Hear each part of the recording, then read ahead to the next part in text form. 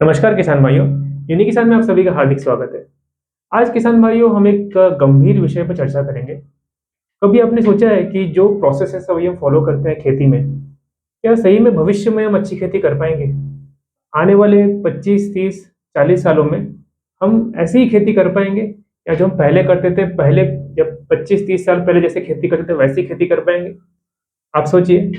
Answer जब आप निकालोगे इसका तब नहीं रहेगा। शायद खेती ना भी कर पाए, या ऐसा भी हो कि हमारी उपज एकदम कम हो जाए और ज़मीन की जो कंडीशन है, जो फर्टिलिटी एकदम डाउन हो जाए। तो ऐसा क्यों हो रहा है? ठीक है। तो अभी ये जो है ना, थोड़ा-सा सब्जेक्टिव चीज़ है जो मैं आपको बताने जा रहा हूँ।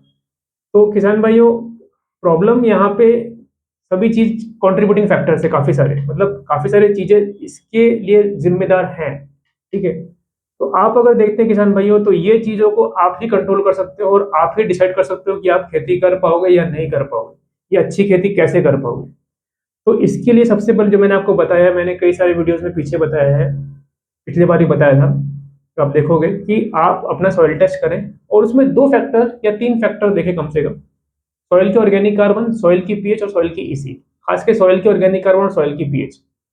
अगर ये सॉइल की ऑर्गेनिक कार्बन और सॉइल की पीएच, सॉइल की ऑर्गेनिक कार्बन आपकी 0.4 से नीचे है और सॉइल की पीएच आपकी इधर खूब एसिडिक है, मतलब 6 से नीचे, या खूब अल्कलाइन है 7.5 के ऊपर, तो पॉसिबल है। और आप करंट केमिकल फार्मिंग को फॉलो कर रहे हो, वही प्रोसेसेस फॉलो कर रहे हो, तो पॉसिबिलिटी ये है किसान भाइयों कि आने वाले 15-20 साल या उसके बाद जमीन इतनी कमजोर हो जाएगी कि शायद आप वो अच्छी खेती कर ही ना पाए और उपज और गुणवत्ता ले ही ना पाए, केमिकल फार्मिंग से भी ना ले पाए आप।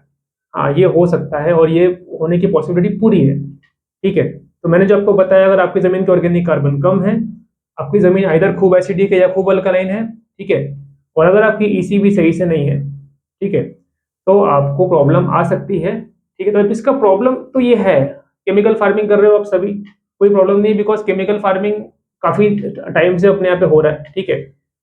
तो इसका निवारण क्या है? मतलब ये अभी ऐसा हो चुका है सिचुएशन, ठीक है, तो हम इसको सुधारे कैसे, है ना? क्योंकि हम अगर ऑर्गेनिक फार्मिंग करने जाएंगे तो हमारा यील्ड कम हो जाएगा, सभी को पता है। एकदम से ट्रांजिशन करोगे तो यील्ड कम होता है, शायद उपज गुणवत्ता भी कम आती है। ठीक है। तो गाइडलाइंस भी नहीं है जिस तरह से हमें दिशा निर्देश मिले, हमें रिकमेंडेशंस मिले कि किस तरह से ऑर्गेनिक फार्मिंग करनी चाहिए। तो किसान भाइयों, इसका एक सोल्यूशन, सबसे बड़ा सोल्यूशन आपको है।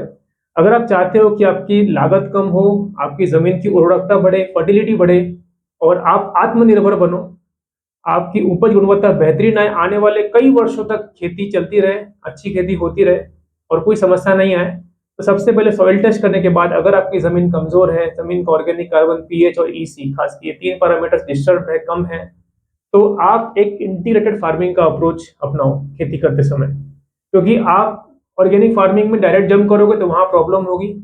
तो एक इंटीग्रेटेड फार्मिंग मतलब होती है बैलेंस्ड फार्मिंग, जिसको बोलते हैं combination of chemical and organic farming, मतलब केमिकल और ऑर्गेनिक फार्मिंग का दोनों मिलाओ। इस ये अप्रोच से आपको खेती करनी है किसान भाइयों। इसके बारे में पूरी जानकारी आपको मेरे नेक्स्ट वीडियो में मिलेगी। ये अप्रोच से अगर आप खेती करते हो कम से कम 2 या 3 सीजन, तो आप देखिएगा आपकी उपज और गुणवत्ता तो अच्छी आएगी ही साथ आपकी जमीन भी ताकतवर बनेगी, जमीन की ऑर्गेनिक कार्बन सुधरेगी और 3 सीजन के बाद, 2 या 3 सीजन के बाद आप 100% ऑर्गेनिक फार्मिंग कर पाओगे। इससे कि आने वाले 25-30 साल के बाद भी आपकी जमीन अच्छी रहेगी, ताकतवर बनी रहेगी किसान भाइयों। तो यूनिक किसान, अगर आपको कोई प्रॉब्लम आती है कि कहाँ से करें सेमी इंटीग्रेटेड फार्मिंग या सेमी ऑर्गेनिक फार्मिंग कहाँ से करें, तो यूनिक किसान की एडवाइजरी में है। इसमें आपको कितने केमिकल इनपुट्स लेने हैं, कितने ऑर्गेनिक इनपुट्स लेने हैं, इसके बारे में पूरी एडवाइजरी दी है, जिससे कि आपकी सॉइल ताकतवर होगी किसान भाइयों, सॉइल मजबूत होगी। और सबसे महत्वपूर्ण चीज ये फॉलो करोगे तो आपकी उपज और गुणवत्ता कभी डाउन नहीं होगी, हमेशा यील्ड अच्छा आएगा और इस खेती को करते हुए, एक संतुलित खेती को करते हुए एक बेहतरीन उपज ले पाओगे और साथ ही साथ अपने जमीन को भी सुधार पाओगे। और फिर 25-30 सालों के बाद भी हम ऐसी संपन्न खुशहाल खेती कर पाएंगे जिससे कि भारत आत्मनिर्भर बनेगा हमेशा के लिए और हमारी इकोनॉमी बढ़ेगी और अच्छी होगी। धन्यवाद। नमस्कार।